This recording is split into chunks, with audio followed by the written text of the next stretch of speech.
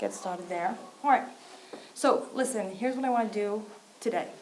I want to share with you a little bit of some things that I've been thinking about, and then ask you to share with me some of your thinking, okay? Okay. So, one thing that I've noticed recently is that there are a lot of people who make decisions about schools, and not all of these people are directly involved in schools or don't directly interact with students daily. So, it turns out a lot of these people want to hear student voice, and you know that I'm interested in changing some of the roles of teachers and students, and I thought to myself, hey, I know a lot of students who have great things to say. Maybe you could be one of the people who sort of adds student voice to the community of people making decisions for schools. So I guess I'm asking, are you interested in being one of these student researchers? Oh, okay. Cool. Kendi came. We'll pause. Don't worry. I promised her that no one else would listen or hear. Okay, bye. I'm gonna go inside, but I'm gonna have to leave eventually. Should I just like give a quiet nap? Yeah.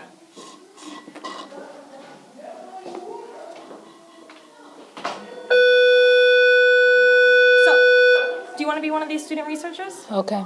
Okay. So here's a few things I want you to know. Nothing that you say could make me change my opinion of you or affect your grade in any way. I know it might be kind of weird because I am your teacher and you're my student last year. So don't feel like you have to tell me something I want to hear. In fact, I really want you to be honest. Okay. With that in mind, I do ask you to frame your sharings as specific stories from your classroom if you can. So tell me something big and broad and then try and tell me a specific story or a time you experienced that in your classroom. Okay. And then just try and speak generally about teachers in general. So teachers should or teachers shouldn't instead of Miss O'Shea should or Miss O'Shea shouldn't. Does that sound good to you? All right. So I'm going to get started and we'll just talk and we'll see what comes. Okay. So when do you most enjoy learning? Well, when I'm working with a partner who I don't have a problem with. And yeah, that's pretty much it because then I don't have to do all the stuff by myself. And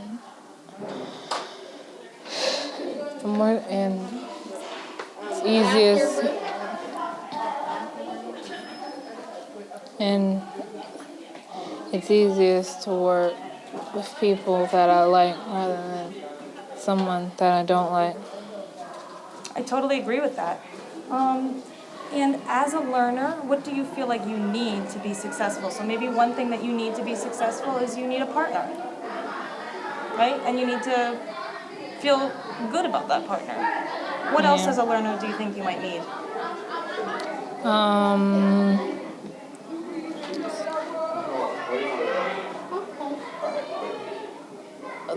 Well, I'm not that good You at, can go. not that good at writing. So, like in ELA and stuff, I need to use computers. What about using a computer helps you?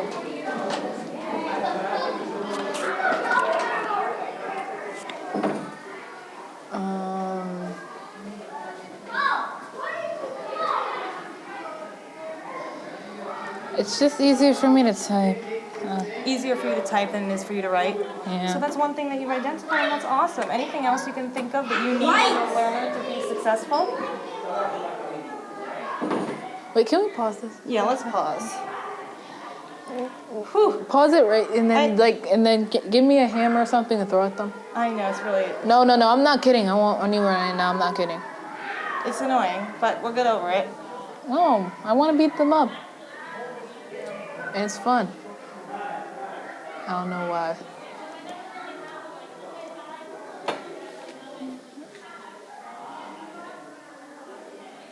Kendi, you're saying like really awesome things, so I want to keep going if you want to keep going. Okay. Okay. What to you makes a good teacher? To me, Well, they shouldn't be boring, Okay. and they also they shouldn't be too mean. They should not demand respect. They shouldn't yell at the simplest things, and they really should. They really shouldn't think that just because of their age that they know everything and we know nothing. Those are really interesting and really valid points. You mentioned that teachers shouldn't be boring. Is there anything that teachers should do to not be boring? Well, when I say boring, I mean like that you go in their classroom and they're just like they give you this reading with this assignment. They give you something to read, then they give you something, and then you have to write an assignment, then and sit there, and then you leave.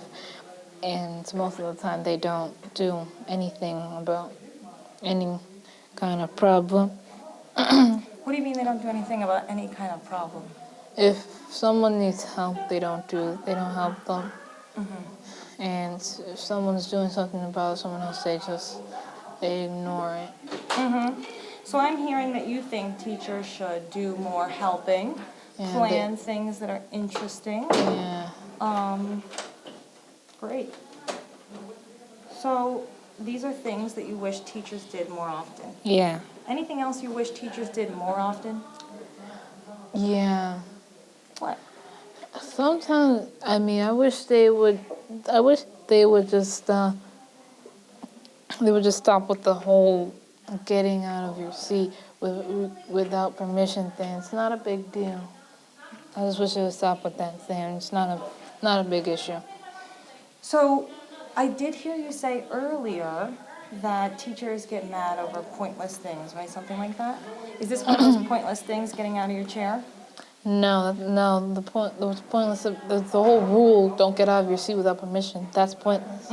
What? Because you need to get out of your seat for something? Yes, and then they make you ask permission to do simple things. Go behind. Can you just go behind? Sorry, did he? I just have one. You see how they He left, yes. And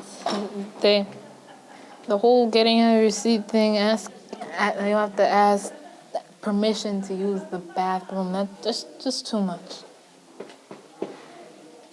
And it's too much because adults don't have to do those sorts of things? Not that. It's just nobody should have to ask to use the bathroom. I mean, and the whole getting out of your seat. Okay, we're standing up. But like nobody's doing anything. No one's hurting anyone. So it's not. The whole thing is not really a big deal. I agree. I wonder if we can work with you for some ways to allow students to get out of their seats or go to the bathrooms without any chaos. I think sometimes teachers are worried about chaos. What's one thing that you wish teachers did less often? Complain. Complain. You hear teachers complain? What do you hear teachers complain about? Students. Really? Yes. Tell me. Well, sometimes I walk past their classrooms. They're complaining about how this kid doesn't do this, this kid doesn't do this, or doesn't listen. And then they compare students to another person, and that's just wrong. I mean, they're their own person. You don't compare anyone to anyone else, and they say how they wish this one student was more like this other student. But you shouldn't be comparing people because they're two different people. They're their own person. Agreed. There's something that I want to ask you about, and just you, and it's because it's something that you had said to me a while ago. And I won't use it if you don't want me to, but I do want to ask you if I can talk about this one specific thing. Whatever. Okay. Once you said to me, why do adults care about how students treat students, but not about how adults treat students? Did you say something like this? On the internet? Yeah. Yes. Why Why do you? you feel that way? I don't know. Why are you answering my questions on the internet? Because you posted it on the internet and I saw it. Okay, but why? that makes me uncomfortable. So let's move on from it. Let's not bring it up. I just thought it was an interesting point for this type of thing. Okay. Because you have mentioned that to me in person before, too. When? Like a year ago? Mm-hmm. I actually do think that because some of them just treat kids any kind of way, and then they expect the kids to be nice to them. So one goal of this is to let teachers know exactly what you're thinking. So I'm going to try and get this to a bunch of new teachers. If you had access to all these new teachers, what's one piece of advice you would give them? Don't have so many. Don't have so many rules. Not have so many rules. Don't have so many rules that it becomes unreasonable. Don't and you should actually listen to your students because most of the time they actually do know what they're talking about.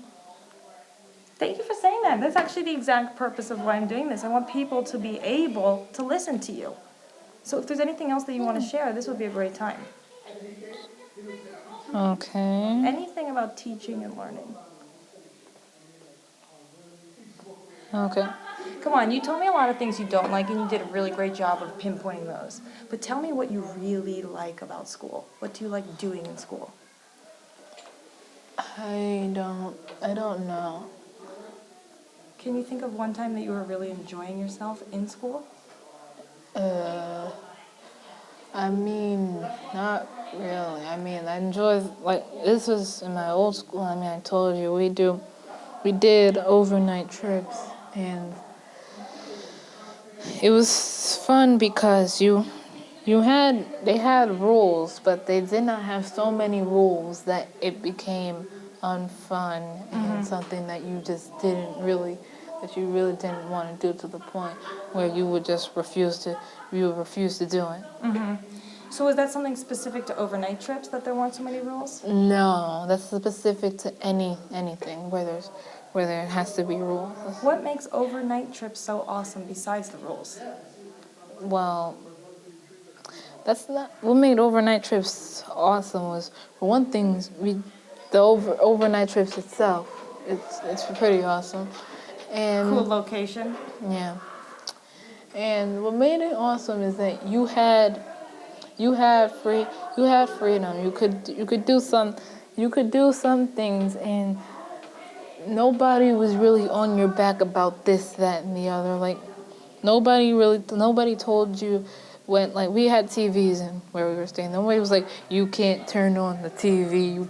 You can't do. No, nobody was like that. And yeah, there's some things that like in the sleepaway camp I went to, they said that you're not allowed to use phones, and that was fine. But then this one person, my phone, but you're not allowed to use your phone at certain times. And I was there, and my phone was in my pocket, and then I got up and it fell out, and then they took it and they tried to break it.